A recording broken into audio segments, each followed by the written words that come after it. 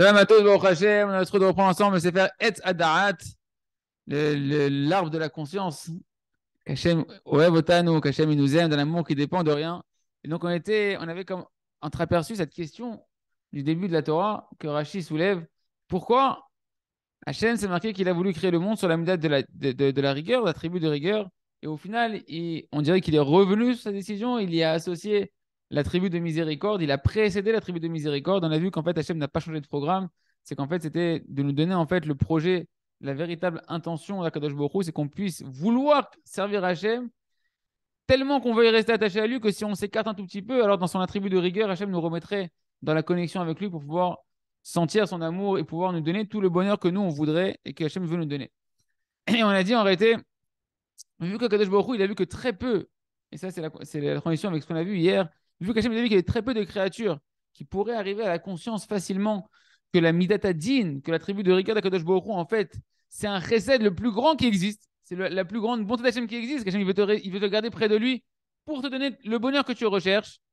Comme très peu de gens pourraient facilement atteindre cette conscience-là, et que la plupart, ils allaient, en fait, Hachem, il a vu que tout le monde allait se plaindre, c'est ce qui se passe en réalité déjà avec la miséricorde qu'on a, on fait que se plaindre. Alors, Akadosh Baruch Hu, il a vu que l'être humain, dès qu'il prendrait un coup, il ferait que se plaindre, se rebeller contre Hachem, etc. Il ne comprendrait pas, en fait, la finalité extrêmement bonne de la tribu de rigueur d'Akadosh Baruch Hu. Et donc, il a vu que le monde ne pourrait pas se maintenir comme ça, donc il y a précédé et associé la tribu de miséricorde avec la tribu de rigueur. Et donc, ça, on voit, c'est en fait cette association de la miséricorde à la tribu de rigueur, déjà avec Adam Arishon.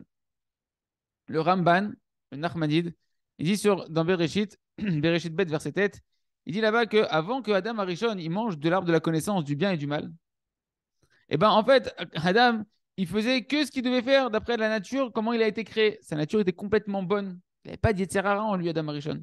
D'accord. Et toute sa manière de se comporter, eh ben, c'était de se comporter avec droiture sans bouger ni à droite ni à gauche du Ratan Hashem. Hein. Et de la même manière que le ciel et la terre, ils ne pouvaient pas bouger de leur fonction, de leur mission, pareil. Adam Arishon, il était pareil, sauf que la seule différence qu'il y a eu, c'est quoi? C'est que pour Adam Arishon, Hashem, il a mis dans le monde qu'il a créé pour lui, il a mis là-bas l'arbre de la connaissance du bien et du mal. Et il lui a donné une épreuve. Ken. Ou bien qui va s'empêcher de manger de l'arbre de la connaissance du bien et du mal, et qu'il allait continuer à suivre le chemin droit dans lequel il était déjà, comment il a été créé, de pouvoir faire que du bien. En fait, il avait une aspiration à faire que du bien d'Amarichon. Et c'est ça, en fait, notre véritable identité à nous, comme on a été créé à l'image d'Hachem. C'est une petite parenthèse, mais qui est importante pour bien comprendre ce qu'on dira dans les cours prochains. Ou bien il avait le choix de manger de cette table de la connaissance du bien et du mal. Et qu'est-ce que ça allait créer en lui? Le libre arbitre véritablement à l'intérieur de lui entre le bien et le mal. Pas quelque chose qui serait une représentation extérieure, mais quelque chose qui serait vraiment à l'intérieur de lui. Parce qu'il nous dit le Ramban que l'arbre de la connaissance, l'arbre de la conscience, le Etzadat, d'après les paroles du Ramban, c'est l'arbre de la volonté. De faire entrer en soi, en fait, cette dualité dans la volonté en permanence de vouloir choisir le bien ou le mal. D'accord. Et ce fruit-là, en fait, c'est ce qui a créé chez l'homme la dimension telle que l'on a aujourd'hui du libre arbitre, soit de vouloir rester dans le bien tel qu'on a été créé, ou bien eh ben, ce qui a fait Adam de manger de l'arbre et de créer cette dimension de pouvoir aller après dans le mal, avoir des volontés qui peuvent être dirigées dans l'autre côté. Et l'histoire, elle est connue, on connaît tous la suite. Adam Rishon, il a préféré être un homme doté du libre arbitre totalement, avoir un libre arbitre plein entre le bien et le mal. Et Akadosh Baruch Hu, vu qu'il savait tout ça, Akadosh Baruch Hu, il est en dehors du temps, donc ça, il l'a vu, Akadosh Baruch Hu, donc il a associé déjà la tribu de miséricorde pour Adam Arishon. Pourquoi?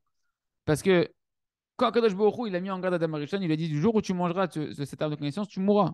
C'est la peine de mort, normalement. Normalement, la Midatadine, la tribu de rigueur, c'est tu manges, tu meurs. Et Akadosh Baruch Hu, déjà, il a associé, il a précédé la tribu de miséricorde pour calmer, entre guillemets, la colère de la tribu de rigueur, avoir de la patience avec Adam Arishon. Et au final, il ne l'a pas tué, il l'a juste renvoyé du Gan Eden. Et il a quand même vécu 930 ans, Adam Arishon. Bon, Hachem, je nous le souhaite à tous. D'accord. Et ok, il est devenu mortel, mais ça reste quand même un des plus proches de l'immortalité des êtres humains. D'accord.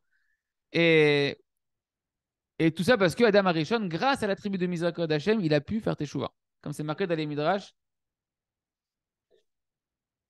Ce point-là, il est très important pour nous. D'accord? Très important pour nous. Pourquoi?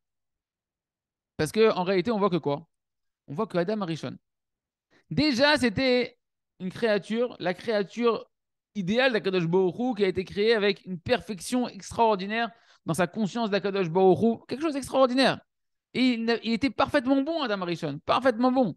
Et malgré tout, Hachem, il a eu besoin pour lui d'associer et de précéder la tribu de miséricorde parce qu'il a vu le côté défaillant, le côté imparfait de Adam Arishon. Alors nous, aujourd'hui, on est après la faute d'Adam Arishon, avec une réalité où on est dans le mal, où on est plus dans le mal quand on est NAIT, ouais, que dans le bien.